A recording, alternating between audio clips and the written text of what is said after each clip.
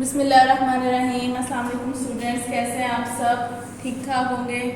आज हम अपना चैप्टर 7 स्टार्ट करने लगे हैं। Chapter number 7 name bio energetic, page number 117 till 124। आज हम यहाँ तक का पढ़ेंगे।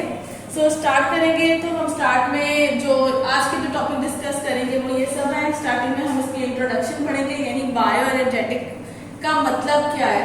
अगर मैं मतलब की तरफ आती हूँ तो आप देखो, बायो मीन्स लिविंग ऑर्गेनिज्म और एनर्जेटिक मीन्स एनर्जी। ठीक है, लिविंग ऑर्गेनिज्म में एनर्जी का यूज होना, उसका ट्रांसफर होना, उस सब की स्टडी को हम बायो एनर्जेटिक के अंदर पढ़ेंगे। फिर वो जो एनर्जी हम यूज कर रहे हैं वो कहाँ से आ रही है, उसमें इलेक्ट्रॉन्स की मूवमेंट क्या है, उसमें हाइड्रोजन की मूवमेंट क्या है और ऑक्सीजन की मूवमेंट क्या है, इलेक्ट्रॉन्स कहाँ से रिलीज हो रहे हैं, कहाँ पर जा रहे हैं, उन सबको हम लोग पढ़ेंगे ऑक्सीडेशन रिडक्शन रिएक्शन के अंदर। ठीक है, अगर मैं इसका छोटा सा ओवरव्यू दूं, वैसे तो आप इसको केमिस्ट्री में पढ़ चुके होंगे, लेकिन फिर भी अगर मैं इसका थोड़ा सा ओवरव्यू दूं तो ऑक्सीडेशन रिडक्शन दो अलग-अलग प्रोसेस हैं जो साइड बाय साइड चलते हैं, तो उनको हम नाम दे देते हैं ऑक्सीडेशन रिडक्शन रिएक्शन। ऑक्सीडेशन में क्या हो रहा है, लॉस ऑफ इलेक्ट्रॉन है, लॉस ऑफ हाइड्रोजन है एंड गेन ऑफ ऑक्सीजन है, यानी कि हाइड्रोजन लूज हो रहा है, हाइड्रोजन के पास इलेक्ट्रॉन है तो ऑटोमेटिकली इलेक्ट्रॉन भी लूज हो रहा है। हाइड्रोजन और इलेक्ट्रॉन लूज होते हैं और वो उसके ऑपोजिट आपका ऑक्सीजन गेन हो रही है।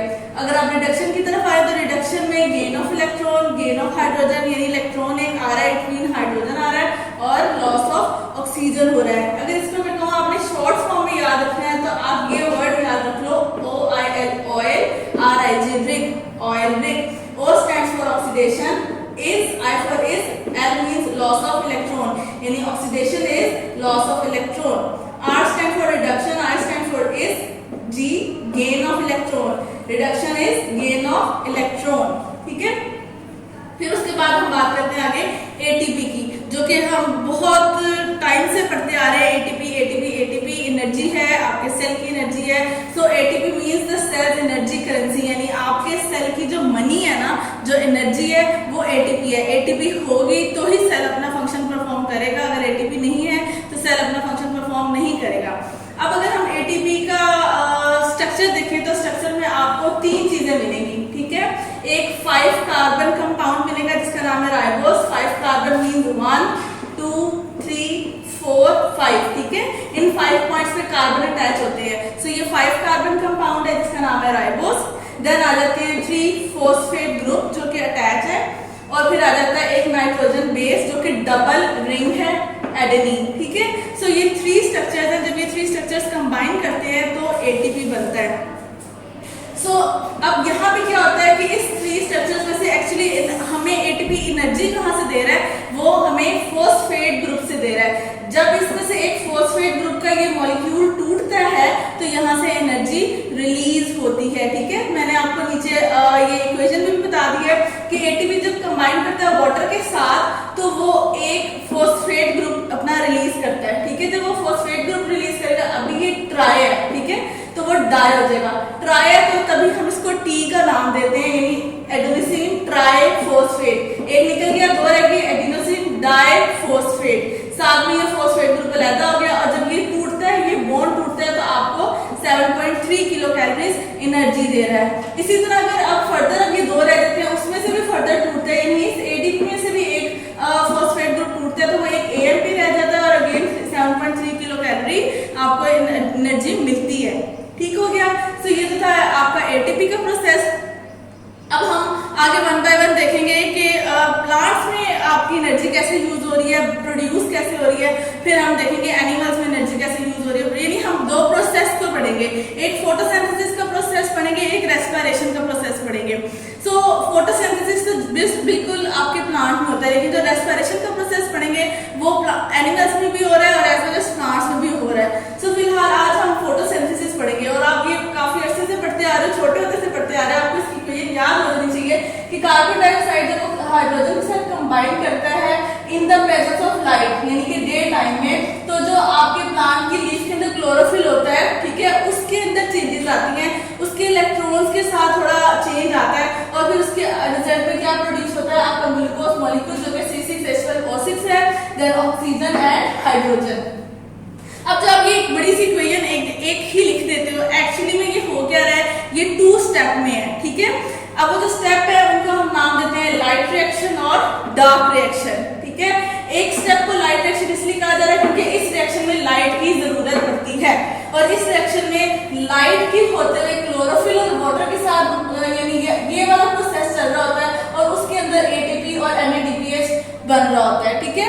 सेकंड रिएक्शन है डार्क रिएक्शन। इस रिएक्शन में लाइट की जरूरत नहीं होती, ये रिएक्शन एक्चुअली में कार्बन डाइऑक्साइड के साथ काम कर रहा होता है और इसको कन्वर्ट कर रहा होता है आगे ग्लूकोज मॉलिक्यूल के अंदर। होता ये डे टाइम में ही है, लेकिन एक रिएक्शन के लिए लाइट का होना जरूरी है, इसलिए उसको लाइट रिएक्शन का नाम दे दिया, और एक के लिए लाइट होना जरूरी नहीं है इसलिए उसको डार्क रिएक्शन का नाम दे दिया। अब इनके जो स्टेप्स हैं वो हम बुक से डिटेल में पढ़ेंगे। उसके बाद हम लोग role of chlorophyll and light पढ़ेंगे, यानी कि अगर क्लोरोफिल है तो क्या प्रॉब्लम है और अगर नहीं है तो क्या प्रॉब्लम है, ठीक है। लाइट के साथ भी इसी तरह ही है। फिर लिमिटिंग फैक्टर ऑफ फोटोसिंथेसिस देखेंगे कि कौन से ऐसे फैक्टर्स हैं जो कि कम या ज्यादा हो जाते हैं तो फोटोसिंथेसिस के रेट के ऊपर क्या इफेक्ट पड़ता है। Now come to your book, page number 117, वहां से हम डिटेल में पढ़ते हैं। आप जी students books, page number 117, bioenergetics, chapter 4 describe the structure of cell and chapter 6 mention the role of enzymes in cellular function. यानी वो कह रहे हैं आप चैप्टर 4 और चैप्टर 6 में पढ़ के आ चुके हो कि एक सेल का स्ट्रक्चर क्या है और एंजाइम्स का काम क्या है एक सेल के अंदर। A living cell exhibit ceaseless chemical activities. We studied that cells are like open system, that is substances are entering and leaving the cell all the time. वो कह रहे हैं यहाँ पे कि हम जानते हैं, हमें पता है कि एक लिविंग ऑर्गेनिज्म के अंदर हर वक्त केमिकल एक्टिविटीज चल रही होती हैं। एक सेल एक ओपन सिस्टम है जिसका दरवाजा हर वक्त खुला हुआ है, उसके अंदर जो मॉलिक्यूल्स हैं या सब्सटेंसेस हैं वो इन एंड आउट हो रहे हैं ऑल द टाइम। ऐसा नहीं है कि वो दरवाजा बंद हो जाए। हाँ, ऐसा है कि वहाँ दरवाजे पे आप कह लो सोल्जर्स खड़े हैं, कुछ चीज़ों का अलाउ करते हैं बाहर जाना और कुछ चीज़ों का अलाउ नहीं करते हैं। इसी तरह बाहर से भी अंदर सेल के अंदर आने के लिए कुछ चीज़ों का अलाउ करते हैं आना और कुछ को नहीं करते हैं, लेकिन दरवाज़ा ऑल द टाइम खुला है, 24 आवर्स खुला है, चीज़ें बाहर अंदर आ जा रही हैं एक सेल के अंदर बाहर। Inside cells, substances are broken down and new substances are formed. Energy drive all these processes in a cell. In living organism, energy exists in two forms. That is, kinetic energy is actively involved in doing work, and potential energy is stored for future work. अब यहाँ पे कह रहे हैं एक cell के अंदर substances टूट रहे हैं और यानी मेटाबॉलिक एक्टिविटीज वहाँ चल रही हैं, ठीक है। एनाबॉलिक रिएक्शन, कैटाबॉलिक रिएक्शन वहाँ हो रहा है ऑल द टाइम। सो वो कह रहे हैं कि अगर ये चीज़ें हो रही है तो जाहिर सी बात है एनर्जी प्रोड्यूस भी हो रही है, एनर्जी यूज भी हो रही है, एनर्जी स्टोर भी हो रही है। अब जो एनर्जी प्रोड्यूस होने के बाद साथ साथ ही यूज होती जाती है उस एनर्जी को कहते हैं काइनेटिक एनर्जी, और जो एनर्जी यानी प्रोड्यूस कर रहे हैं और स्टोर करते जा रहे हैं अपने पास उसको कहते हैं पोटेंशियल एनर्जी, ठीक है। जैसे मैंने अभी आपको बताया एटीपी में अगर वो एटीपी बना लिया है, एक सेल ने अपने पास एटीपी बना के रखा है, इट्स मीन कि उसने अपने पास एनर्जी बना के स्टोर कर ली है। वो जो 3 फॉस्फेट थे उनके जो बॉन्ड्स थे वो एनर्जी रिलीजिंग बॉन्ड थे ना, सो यानी उसमें एटीपी बनी है तो एनर्जी उन्होंने स्टोर कर ली अपने पास। अब जब उनको एनर्जी चाहिए होगी वो उस एटीपी को लेंगे और आगे यूज कर लेंगे। सो वो यहाँ पे ये कह रहे हैं कि एनर्जी 2 फॉर्म में एग्जिस्ट करती है, एक काइनेटिक एनर्जी, एक पोटेंशियल एनर्जी।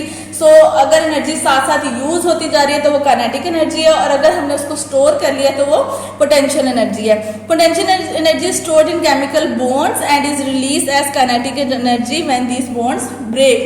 So वो potential energy तब तक है जब तक कि वो एनर्जी वहाँ पड़ी हुई है। जैसे ही उस एनर्जी को वहाँ से तोड़ेंगे और यूज करेंगे वो कन्वर्ट हो जाएगी काइनेटिक एनर्जी में। Bioenergetic and the role of ATP. Bioenergetic is the study of energy relationship and energy transformation conversion in living organism. अभी मैंने आपको बायोएनर्जेटिक की डेफिनेशन बताई है कि बायो मीन्स लिविंग ऑर्गेनिज्म और एनर्जेटिक यानी एनर्जी। सो लिविंग ऑर्गेनिज्म का एनर्जी के साथ जो रिलेशनशिप है उसको बायोएनर्जेटिक का नाम दे रहे हैं कि एनर्जी कहाँ यूज हो रही है, कैसे यूज हो रही है, कैसे कन्वर्ट हो रही है एक लिविंग ऑर्गेनिज्म के अंदर। Organism obtain energy by metabolizing the food they eat और प्रिपेयर। अब ऐसा नहीं है कि हमारा सेल खुद ब खुद एटीपी बना रहा है, ठीक है। एटीपी बनने के लिए भी सेल को जरूरत होती है पीछे से चीज़ों को मिलने की, यानी रॉ मटेरियल मिलने की। वो रॉ मटेरियल पीछे से मिलेगा तो ही वो आगे काम करेगा ना। सो उसको वो जो रॉ मटेरियल पीछे से मिलना है वो भी एक एनर्जी की ही फॉर्म है, और वो एनर्जी कौन सी है, वो एनर्जी जो आप खाते हो, यानी आप जो फूड स्टफ ले रहे हो वो फूड स्टफ फिर आगे एटीपी बनने में हेल्प आउट करता है। So food contain potential energy in its bond. So food में क्या है, पोटेंशियल एनर्जी है।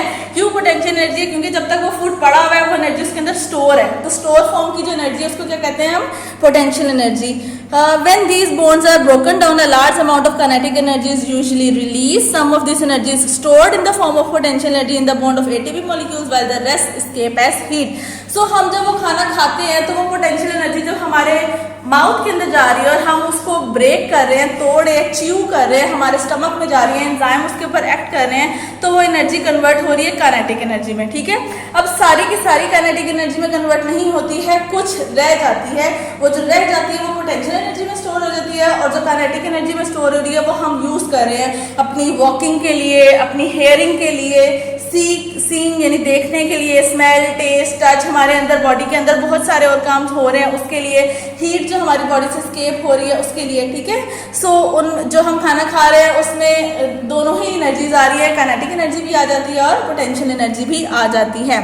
The potential energy stored in ATP is again transformed into kinetic energy to carry out life activities। और फिर जब हम लोगों ने एक हद तक यानी एक टाइम तक खाना खाया होता है, उसके बाद नहीं खाया होता, भूख भी लग रही होती है पर खाना नहीं मिल रहा होता, आपकी बॉडी को तो एनर्जी चाहिए ना उस टाइम पे भी, तो फिर वो उस टाइम पे कहाँ से एनर्जी ले रहा है, वो उस टाइम पे एनर्जी ATP से ले रहा है। यानी ATP में जो इसने एनर्जी अपने पास स्टोर करके रखी हुई थी, अब वो उस ATP को तोड़ रहा है और एनर्जी वहां से ले रहा है।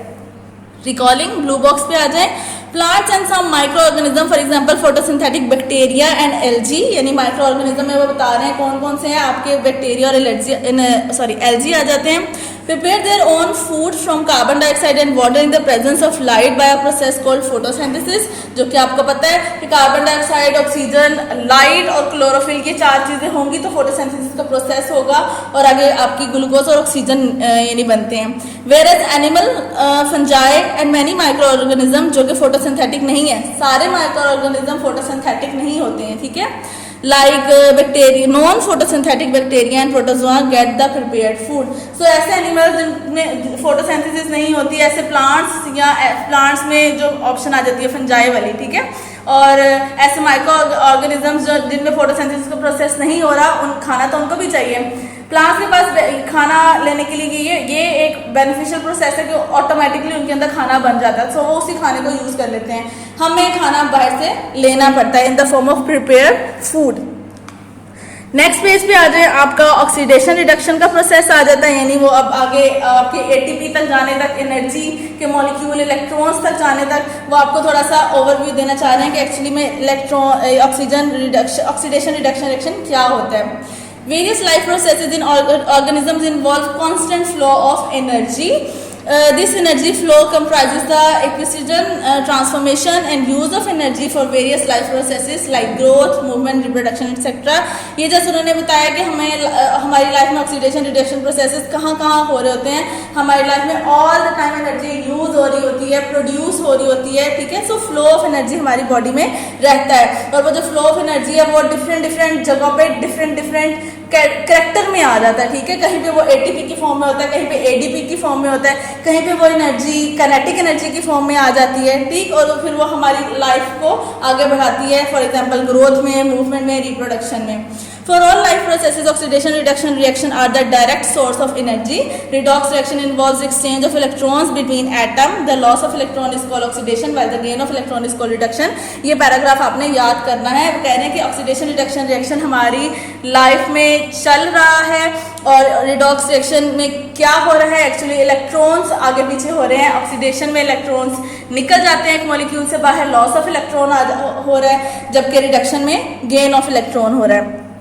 Electrons can be an energy source. It depend upon their location and arrangement in atoms. यानी वो कहने के इलेक्ट्रॉन एक एनर्जी सोर्स के ऊपर तो है, लेकिन डिपेंड करता है वो एटम में किस जगह पे प्रेजेंट है। अगर आप अपने केमिस्ट्री में देखो तो जो आपके इलेक्ट्रॉन्स आउटर मोस्ट शेल में होते हैं ना, वही ज्यादा एनर्जी यानी आपको रिलीज कर सकते हैं। जब वो अपने आउटर मोस्ट शेल से निकल के किसी दूसरे मॉलिक्यूल तक जाते हैं, तो जब वो वहां पे जाते हैं तो एनर्जी रिलीज करते हैं। ठीक है, सो वो कह, और जो इनर वाले इलेक्ट्रॉन्स होते हैं वो ना एनर्जी कंज्यूम करें ना रिलीज करें, वो इनर ही हैं, सो उनसे हमें कोई लेना देना नहीं है। सो वो कह रहे हैं कि इलेक्ट्रॉन्स की लोकेशन और अरेंजमेंट पे डिपेंड करता है इलेक्ट्रॉन हमें एनर्जी दे रहे हैं कि नहीं दे रहे हैं। For example, when they are present in oxygen, they make stable association with oxygen atom and are not good source of oxygen. यही वो कह रहे हैं कि अगर वो एक O2 मॉलिक्यूल है, ऑक्सीजन का मॉलिक्यूल है, उसके इलेक्ट्रॉन्स उसके अंदर ही हैं, वो गए ही नहीं बाहर. तो जब वो बाहर ही नहीं गए तो इट्स मीन कि वो अपनी स्टेबल पोजीशन पे उन्होंने एनर्जी रिलीज नहीं की.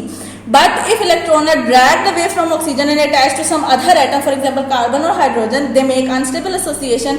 They try to move back to oxygen, and when this happen, energy is released. So वो कह रहे हैं कि जब आप ऑक्सीजन मॉलिक्यूल के साथ किसी और एटम को अटैच करते हो, तो जो ऑक्सीजन का जो आउटर मोस्ट शेल का जो इलेक्ट्रॉन है वो वहाँ से जंप करता है दूसरे कार्बन या हाइड्रोजन तक, और वहाँ से वापस ऑक्सीजन तक जाता है. तो वो जो उसकी वो जंपिंग एक्शन चल रहा है वो एक्चुअली एनर्जी रिलीज कर रहा है. सो वो यहाँ पे ये कह रहे हैं कि इलेक्ट्रॉन एनर्जी कैसे रिलीज कर रहा है.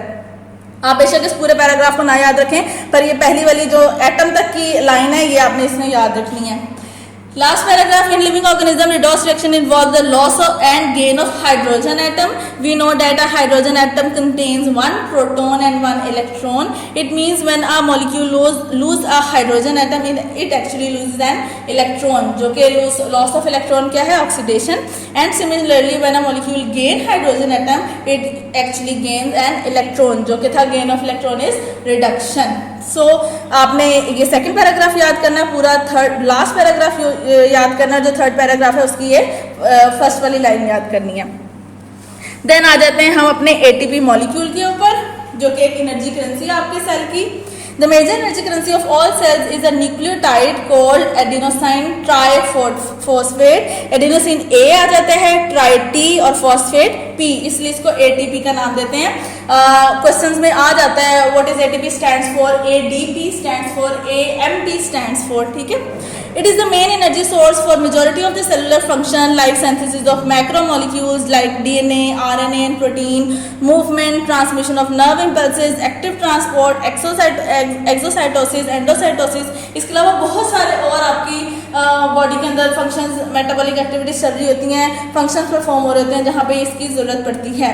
The ability of ATP to store and release energy is due to its molecular structure. अब वो यहाँ पे बात कर रहे हैं कि ATP अगर एक एनर्जी रिलीजिंग एक आपका करेंसी है तो वो कैसे है, वो अपने स्ट्रक्चर की वजह से है.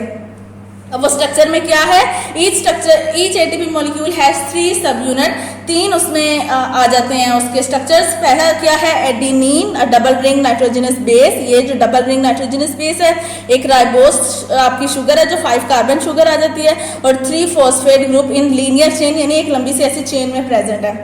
ठीक हो गया. यहाँ पे ब्लू बॉक्स पे आ जाए. ATP was discovered in 1929 by Carl Lohmann and was proposed to be the main energy transfer molecule in the cell by the Nobel Prize winner Fritz Lipman in 1941. ये आपका MCQ के लिए आ जाता है कि ATP किसने डिस्कवर की, कब डिस्कवर की, नोबेल प्राइज कब मिला.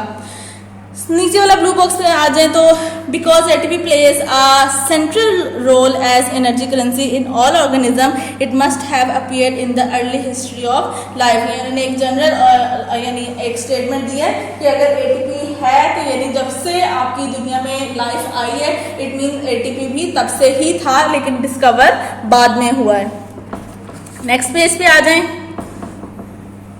The covalent bond connecting two phosphate is indicated by the tide, यानी कि वो कह रहे हैं कि जो यहाँ पे ये वाला जो आपके ये जो बॉन्ड्स बन रहे हैं, ठीक है, वो कह रहे हैं कि इन बॉन्ड्स को अगर हम शो करें तो हम इस टाइप के साथ शो करते हैं.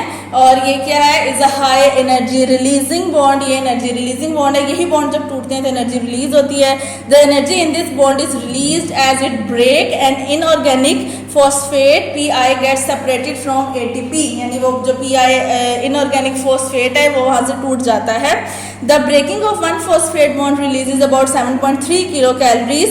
किलो कैलोरी में आएगा तो 7.3 आ जाएगा, और खाली कैलोरी में लिखोगे तो 7300 कैलोरीज पर मोल ऑफ ATP, यानी एक ATP पर मोल ऑफ ATP, यानी एक ATP में से जब एक बॉन्ड टूटता है तो 7.3 किलो कैलोरी रिलीज होती है. जब दूसरा बॉन्ड टूटेगा तो अगेन 7.3 किलो कैलोरी रिलीज होगी. In common energy reaction only the outermost of the 2 high energy bonds break. When this happen ATP becomes ATP and 1 PI is released. In some cases ADP is further broken down to AMP and PI as follow. Blue box पे आ जाए, when cell uses energy to build AMP from ATP और ATP from AMP, they are really storing energy as a put money in a bank. यानी वो कह रहे हैं कि एएमपी से एटीपी का भरना और एटीपी से एटीपी का भरना एक्चुअली में ये वही पोटेंशियल एनर्जी वाली बात है कि पोटेंशियल एनर्जी जिस तरह स्टोर हो रही होती है, उसी तरह वो कह रहे हैं कि यहाँ पे भी आपकी एटीपी के अंदर एनर्जी स्टोर हो रही है। Cell constantly recycle ATP by recombining it with PI to form ATP. वो यहाँ पे बात कर रहे हैं कि वो जो एटीपी बन रहा है वो एक्चुअली क्या है, वो कह रहे हैं जैसे ही आपका सेल एटीपी बनाता है तो एटीपी के बाद आपका सेल वो एटीपी जो है वो इनएक्टिव फॉर्म में है, तो आपका सेल कोशिश करता है उसको एएमपी में दोबारा कन्वर्ट करने के लिए, और जब वो एएमपी में कन्वर्ट होगा तो ऑटोमेटिकली जो इनऑर्गेनिक फॉस्फेट जो पहले टूटा था वो उसके साथ ज्वाइन करेगा तो ही वो एटीपी में कन्वर्ट होगा। The synthesis of ATP from ATP and P requires the expenditure of 7.3 kilo calorie of energy पर मोल। अब वो कह रहे हैं कि जब एक फॉस्फेट बोर्ड जब टूटता है तो 7.3 किलो कैलोरी एनर्जी रिलीज कर रहा है, तो जब एटीपी से एटीपी बनेगा तो फॉस्फेट अब जाके अटैच हो रहा है, और जब अटैच होगा तो वो जो एनर्जी रिलीज हुई थी अब वो एनर्जी यहाँ दोबारा यूज होगी उसको अटैच करने के लिए। The energy is obtained from the oxidation of food stuff, और यहाँ पे वो एनर्जी कहाँ से आएगी, फूड से आएगी जो हमने खाया था।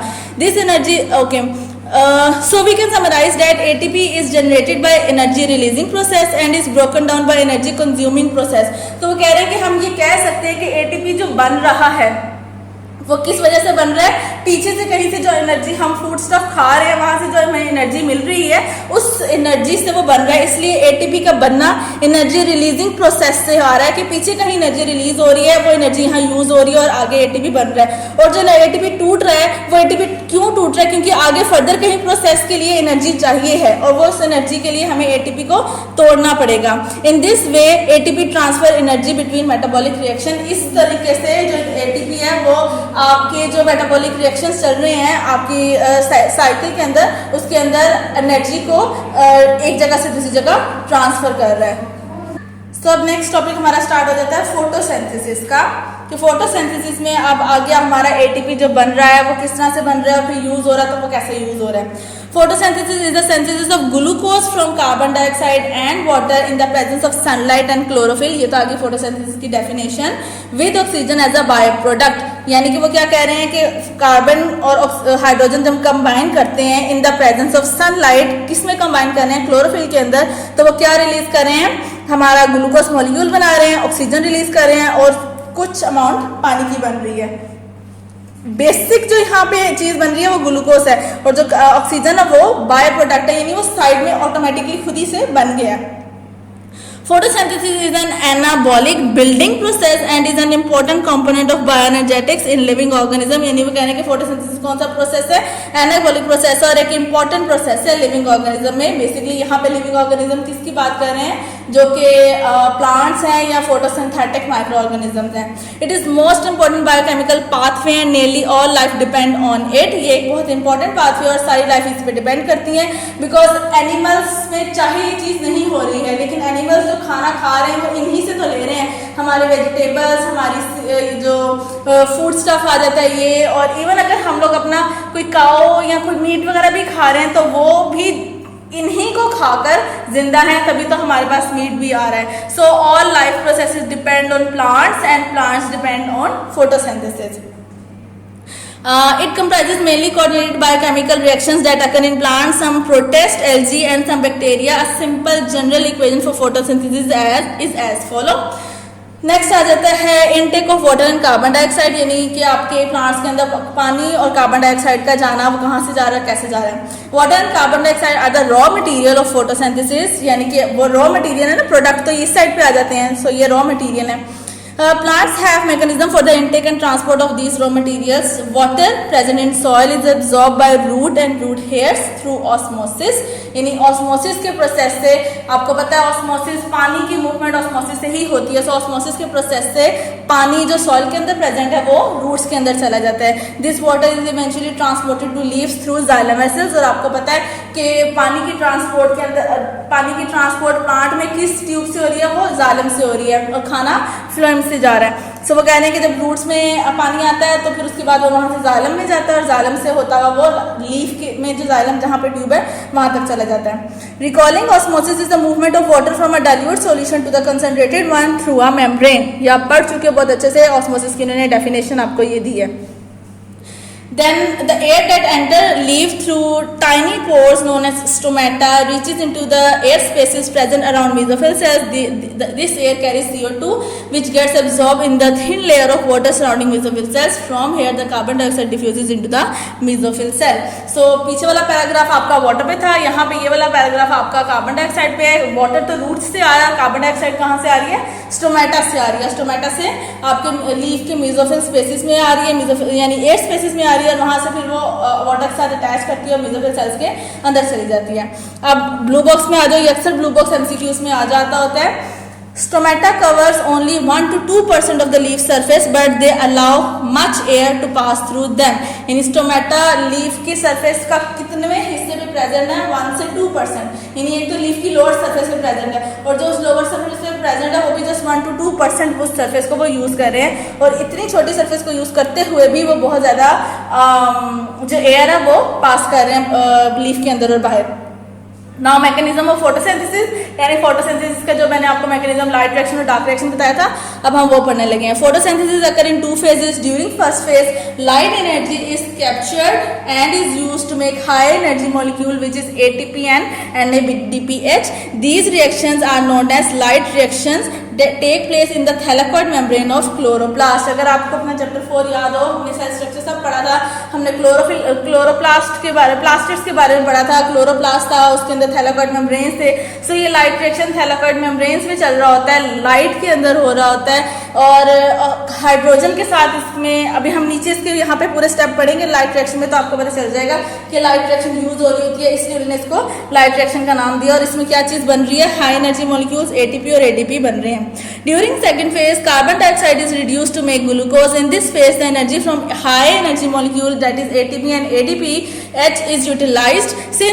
Since these reactions do not use light directly, they are known as dark reactions. The dark reaction take place in the stroma of the chloroplast. So जो light reaction है वो thylakoid membrane में है chloroplast के, जो dark reaction है वो stroma में है chloroplast के। dark reaction again carbon dioxide का यानी उसके साथ कह लें कि कॉम्बिनेशन है, कुछ उसके साथ बन रहा है, इसलिए ग्लूकोज बन रहा है, इसलिए इसमें लाइट एनर्जी नहीं यूज हो रही, इसको डार्क रिएक्शन का नाम दे रहे हैं। ब्लू बॉक्स पे आ जाए, निकोटीन अमाइड एडेनिन डाइन्यूक्लियोटाइड जिसको NAD दे रहे हैं name, is a coenzyme that takes electron and hydrogen ions and is thus reduced to NADH. One form of this coenzyme also carries phosphate with it, so it is known as NADP. यानी वो कह रहे हैं कि ये NAD actually एक enzyme है, ठीक है, को एंजाइम के तौर पे एक्ट करता है। ये कभी अपने साथ हाइड्रोजन को अटैच कर लेता है, कभी अपने साथ फॉस्फेट को अटैच कर लेता है। जब हाइड्रोजन को अटैच करेगा तो वो NADH बन जाएगा, जब फॉस्फेट को अटैच करेगा तो NADP और ऊपर छोटा सा प्लस बन जाएगा। ये भी MCQs में आता है, इसको भी आपने याद रखना है। देन आ जाता है लाइट रिएक्शन। यहाँ से एक्चुअली आपका जो फोटोसिंथेसिस का मैकेनिज्म है इसके ऊपर स्टार बना लें, ये लॉन्ग के लिए आता है। लाइट रिएक्शन के भी पूछे जा सकते हैं स्टेप, डार्क रिएक्शन के भी पूछे जा सकते हैं, आगे क्लोरोफिल और लाइट के ऊपर भी पूछा जा सकता है, ठीक है। Now light reaction, the summary of the events of light reaction is as follow. When chlorophyll molecule absorb light, this energy level increases and their electrons are emitted. यानी जब लाइट क्लोरोफिल के ऊपर पड़ती है तो वो एनर्जी को absorb करता है। जैसी वो एनर्जी, क्लोरोफिल भी एक मॉलिक्यूल है, ठीक है, जिसके अंदर कार्बन, हाइड्रोजन, ऑक्सीजन यानी आपके पूरा केमिस्ट्री में जो मॉलिक्यूलर स्ट्रक्चर बनते हैं, ये भी क्लोरोफिल भी ऐसा ही कोई एक मॉलिक्यूलर स्ट्रक्चर है। तो जब इसके ऊपर लाइट एनर्जी पड़ती है तो वो इसके मॉलिक्यूल्स को थोड़ा सा अनस्टेबल करती है। जैसे वो अनस्टेबल होते हैं तो वो अपने में से इलेक्ट्रॉन्स इमिट करते हैं बाहर। Electrons are pass to electron transport chain to produce ATP। फिर जो इसमें से इलेक्ट्रॉन्स निकलते हैं वो इलेक्ट्रॉन ट्रांसपोर्ट चेन के पास चले जाते हैं और वहां जाके फिर ATP बनता है। एक तो ये वाला प्रोसेस हो गया लाइट रिएक्शन में। इसके अलावा लाइट यहाँ पे क्या काम कर रही है? Light also break water molecule and oxygen is release. के जो वाटर मॉलिक्यूल है लाइट उसको भी तोड़ती है। लाइट जाके क्लोरोफिल को भी यानी अनस्टेबल बना रही है और जाके जो वाटर मॉलिक्यूल है उसको भी तोड़ रही है। जब उसको तोड़ती है तो ऑटोमेटिकली हाइड्रोजन आयन अलग हो जाते हैं और ऑक्सीजन अलग हो जाती है, और जब ऑक्सीजन अलग होती है इट्स मीन वो जो हमारा कह लो कि यहाँ पे बना था ना इक्वेशन में O2 वो यहाँ से निकल रहा है, ठीक है। और वो कह रहे हैं कि इसके टूटने को क्या कहते हैं, फोटोलाइसिस, ये भी आ जाता है defined photolysis. The hydrogen atom of water give electron to chlorophyll and become ion. फिर यहाँ से क्या होता है कि वो जो हाइड्रोजन आयन है जो बना था उस हाइड्रोजन ने अपना इलेक्ट्रॉन क्लोरोफिल को दे दिया ताकि वो स्टेबल हो सके, ठीक है, खुद वो आयन बन जाता है। The electrons of chlorophyll after the production of ATP and the hydrogen ion of water are used for the reduction of NADP and NADPH। उसके बाद जब आपका ATP ऊपर यहाँ पे बन गया, अब पीछे अगेन जो वो क्लोरोफिल बना था और हाइड्रोजन आयन बने थे उन दोनों ने क्या किया, उनके इलेक्ट्रॉन्स ने NADP को NADPH में कन्वर्ट कर दिया, ठीक हो गया। ये तो था लाइट रिएक्शन वाला काम। अभी यहाँ पे हमने CO2 के साथ कोई काम नहीं किया, हमारा थोड़ा सा वाटर मॉलिक्यूल बना और ऑक्सीजन बना, लेकिन अभी ना तो CO2 के साथ काम हुआ है और ना ही हमारा ग्लूकोज मॉलिक्यूल बना है। अब वो ग्लूकोज मॉलिक्यूल का जो बनेगा वो हमें डार्क रिएक्शन में मिलेगा। Blue box the whole series of light reaction is called Z scheme due to its Z shape flow chart. वो कह रहे हैं कि लाइट रिएक्शन का अगर आप डायग्राम बनाओ तो वो इस जी शेप में बनती है, इसलिए इसको वो जी शेप का भी नाम दे रहे हैं। ये भी आपके MCQs में पूछा जाता है या शॉर्ट क्वेश्चन आंसर में पूछा जाता है, इसको भी याद रखिएगा। Dark reaction, the detail of dark reaction was discovered by Melvin Canville and his colleague at the University of California. The summary of the dark events of dark reaction also known as Kelvin cycle, it is followed। यानी आप dark reaction को Kelvin cycle का भी नाम देते हो। और dark reaction क्यों Kelvin cycle का नाम दिया जा रहा है, क्योंकि इसको मेल्विन कैल्विन ने डिस्कवर किया था अपने कोलीग्स के साथ। Blue box, Kelvin was awarded Nobel Prize in 1961 for his work on the details of photosynthesis। यानी वो कह रहे हैं कि उसको नोबेल प्राइज दिया गया था 1961 में क्योंकि उसने फोटोसिंथेसिस के ऊपर काम किया था। अब डार्क रिएक्शन के आ जाएं आप स्टेप्स पे। CO2 molecule are combined with 5 carbon compound to form temporary 6 carbon compound each of which split into 3 carbon compound. वो कह रहे हैं कि CO2 ऑलरेडी प्रेजेंट होता है आपके जो क्या कहते हैं लीफ का जो स्ट्रक्चर है उसमें एक 5 कार्बन कंपाउंड ऑलरेडी प्रेजेंट है। सो CO2 उस 5 कार्बन कंपाउंड के साथ जाके कंबाइन कर देता है और एक 6 कार्बन कंपाउंड बना देता है। और जब 6 कार्बन कंपाउंड बनता है तो वो 2 हाफ में टूट जाता है, यानी एक 3 कार्बन कंपाउंड और दूसरा 3 carbon compound. The 3 carbon compound are reduced to 3 carbon carbohydrate by using ATP and hydrogen from NADPH। The 3 carbon carbohydrate are used to manufacture glucose। फिर वो कह रहे हैं कि उस 3 कार्बन कंपाउंड के साथ अभी उसमें हाइड्रोजन ऑक्सीजन प्रॉपरली अटैच नहीं हुए, उस 3 कार्बन कंपाउंड के साथ फिर रिडक्शन होती है। तो रिडक्शन के बाद यानी उसमें gain of electron, hydrogen add हो रहा है, ठीक है, कुछ उसमें अगर ऑक्सीजन ज़्यादा थी तो वो कम हो रही है, लॉस ऑफ ऑक्सीजन हो रही है, तो वो अब कार्बोहाइड्रेट में यानी ग्लूकोज में अब वो कन्वर्ट हो गया, ग्लूकोज बना रहा है वो। The 3 carbon carbohydrate are also used to generate the original 5 carbon compound। This step also utilizes ATP। यहाँ पे ATP यूज हो रही है। वो कह रहे हैं कि ग्लूकोज बनना जितना चाहिए था वो उतना बन गया, जितना स्टोर करना था उतना ही बन गया। फिर भी अगर एक्स्ट्रा ग्लूकोज है तो वो कह रहे हैं कि उसको वो अगेन ये 3 कार्बन कार्बोहाइड्रेट को कन्वर्ट कर देते हैं ओरिजिनल 5 कार्बन कंपाउंड में और कार्बन डाइऑक्साइड रिलीज कर रहे हैं। लेकिन वो वाला प्रोसेस यहाँ नहीं आ रहा, वो रेस्पिरेशन वाले प्रोसेस में चला जाता है। Then are the role of chlorophyll and light। Sunlight energy is absorbed by chlorophyll, it is then converted into chemical energy which drive the photosynthetic process। जैसे ही वो क्लोरोफिल में एंटर होती है या वाटर मॉलिक्यूल के साथ छेड़खानी कर रही है, अब वो इलेक्ट्रॉन्स के साथ यानी काम कर रही है, अब वो लाइट एनर्जी कन्वर्ट हो चुकी है केमिकल एनर्जी में। Only about 1% of the light falling on the leaf surface is absorbed, the rest is reflected or transmitted। The light rays of different wavelength are not only differently absorbed by photosynthetic pigment but are also differently effective in photosynthesis। The blue and red light carry out more photosynthesis। अब यहाँ पे कह रहे हैं कि light अगर आप देखो, लाइट की स्टडी करो तो लाइट 7 कलर्स से बनी हुई है, ठीक है। सो वो पहली बात तो वो ये करें कि लाइट जो पड़ रही है आपके लीफ के ऊपर, उस सारी की सारी लाइट लीफ एब्जॉर्ब नहीं कर रहा, उसका जस्ट वो 1% एब्जॉर्ब कर रहा है और बाकी सारा वो एमिट कर रहा है। सो वो कह रहे हैं कि इसके अलावा जो वो अब लाइट 1% एब्जॉर्ब हुई है आपके लीफ के अंदर, उस लाइट के अंदर डिफरेंट कलर्स हैं। सो उन डिफरेंट कलर्स का भी फोटोसिंथेसिस में अपना अपना पार्ट प्ले हो रहा है, और उनमें से वो ज़्यादा कह रहे हैं कि ब्लू कलर और रेड कलर की जो लाइट है वो ज़्यादा पार्ट प्ले कर रही है फोटोसिंथेसिस के अंदर। Photosynthetic pigments are organized in the form of cluster called photosystem, यानी ये जो अब ब्लू और रेड कलर की लाइट्स हैं ये फोटोसिंथेटिक, यानी आप कह लो कि उसके अंदर आपके क्लोरोप्लास्ट के अंदर क्लस्टर की फॉर्म में प्रेजेंट आ जाती हैं, यानी पिगमेंट्स प्रेजेंट होते हैं जो कि इन लाइट्स को एब्जॉर्ब कर रहे होते हैं और इनके साथ काम कर रहे होते हैं। तो वो कह रहे हैं कि उन फोटोसिंथेटिक पिगमेंट्स को वो फोटोसिस्टम का नाम दे रहे हैं। इन थैलोकॉइड मेम्ब्रेन ऑफ क्लोरोप्लास्ट कहाँ पे प्रेजेंट है, ये क्लस्टर की फॉर्म में क्लोरोप्लास्ट के अंदर प्रेजेंट है। Chlorophyll A is the main photosynthetic pigment, other are called accessory pigments and include chlorophyll B and carotenoid. Chlorophyll absorb mainly blue and red light. Some wavelengths not absorbed by chlorophyll A are very effectively absorbed by accessory pigments and vice versa. वो यहाँ पे कह रहे हैं वो जो photo system का मैं नाम दे रही हूँ कि जो फोटोसिंथेटिक पिगमेंट वहाँ प्रेजेंट है वो एक्चुअली वो क्लोरोफिल ही है, ठीक है।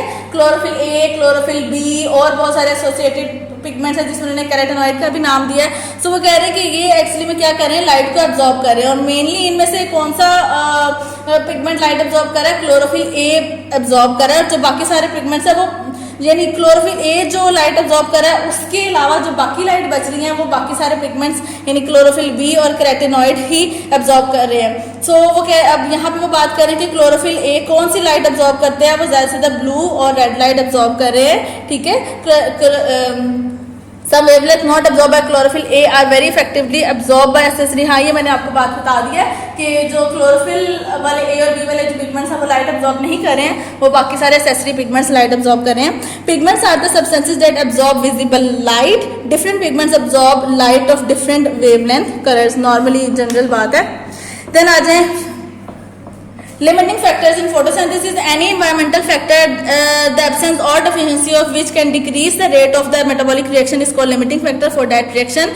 Many factors like light intensity, temperature, concentration of carbon dioxide and availability of water act as limiting factor for photosynthesis। यानी आप कह लो कि जितने भी रॉ मटेरियल है ना वो एक लिमिटिंग फैक्टर है, उनमें से एक भी मटेरियल प्रेजेंट नहीं होगा तो फोटोसिंथेसिस नहीं होगी। Effect of light intensity and temperature, the rate of photosynthesis very with light intensity, it decreases as light intensity decreases and increases as light intensity increases. However, at much high light intensity the rate of photosynthesis become constant। वो कह रहे हैं कि light होगी तो photosynthesis होगी, light नहीं होगी तो फोटोसिंथेसिस नहीं होगी। लेकिन अगर एक हद से ज़्यादा लाइट आती है तो उस टाइम पे फोटोसिंथेसिस स्टॉप कर जाती है। और वो क्यों स्टॉप करती है वो अब आप आगे बढ़ते हैं। The rate of photosynthesis decreases with decrease in temperature, it increases as temperature is increased over a limited range, but if the light intensity is low increasing to temperature has little influence on the rate of photosynthesis. क्योंकि जितनी light ज़्यादा होगी उतनी गर्मी ज़्यादा होगी। एक हद तक की गर्मी भी फोटोसिंथेसिस को हेल्प करती है, लेकिन अगर एक हद से ज़्यादा गर्मी पड़ती है तो तब भी फोटोसिंथेसिस स्टॉप हो जाती है। लेकिन सारी की सारी आपकी जो ये लाइट है ये हीट प्रोड्यूस नहीं करी, टेम्परेचर लाइट ही प्रोड्यूस नहीं करी, क्योंकि अब टेम्परेचर हमारी इन्वायरमेंट में हमारी पोल्यूशन भी क्रिएट कर रही है, ठीक है। सो वो कह रहे हैं कि लाइट अगर कम भी है, टेम्परेचर अगर ज़्यादा है तब भी आपकी फोटोसिंथेसिस पे इफेक्ट टेम्परेचर नहीं पड़ेगा, क्योंकि फोटोसिंथेसिस लाइट से होती है। अगर लाइट कम है तो फोटोसिंथेसिस भी कम ही होगी। Effect of carbon dioxide, as carbon dioxide concentration rises the rate of photosynthesis goes on increasing until limited by other factors। Increase in carbon dioxide concentration beyond a certain limit level causes the closure of stomata and it decreases the rate of photosynthesis। Again वो carbon dioxide की भी बात ये करें कि एक हद तक कार्बन डाइऑक्साइड का इंक्रीज करना फोटोसिंथेसिस को इंक्रीज कर रहा है, लेकिन उसके बाद वो भी फोटोसिंथेसिस को लिमिट कर देता है और वो स्टॉप कर देता है उसका एक्शन। नॉर्मली भी हम देखें तो हर चीज़ का एक फ़ायदा एक नुकसान है। एक हद तक उसको यूज़ करोगे तो वो फ़ायदा देगी, उससे ज़्यादा अगर उसका आप यूजेज करोगे तो उसने ऑटोमेटिकली ख़राब ही होना है या बंद होना है, ठीक है। सो यहाँ पे भी यही बात आ जाती है। ये भी लॉन्ग में पूछा जाता है आपका क्लोरोफिल लाइट, ये भी लॉन्ग है। डार्क रिएक्शन, लाइट रिएक्शन भी आपका लॉन्ग है। फोटोसिंथेसिस भी लॉन्ग है, इनटेक भी लॉन्ग है। एटीपी शॉर्ट में पूछा जाता है, ऐसा जिसका लॉन्ग नहीं आता। ऑक्सीडेशन रिडक्शन भी शॉर्ट में पूछा जाता है और बायोएनर्जेटिक की डेफिनेशन भी शॉर्ट में पूछी जाती है। सो जो ये लॉन्ग वाले हैं ये आपने याद करने हैं, अच्छे से याद करने हैं। ये डायग्राम अगर आप बनाते हो तो वेल एंड गुड, ये आपके लिए प्लस पॉइंट है। नहीं भी बनाओगे तो इट्स ओके, कोई मसला नहीं है। कोशिश करो कि बन जाए और इसको लॉन्ग को याद करके आपने लिखना भी है। अल्लाह हाफिज़।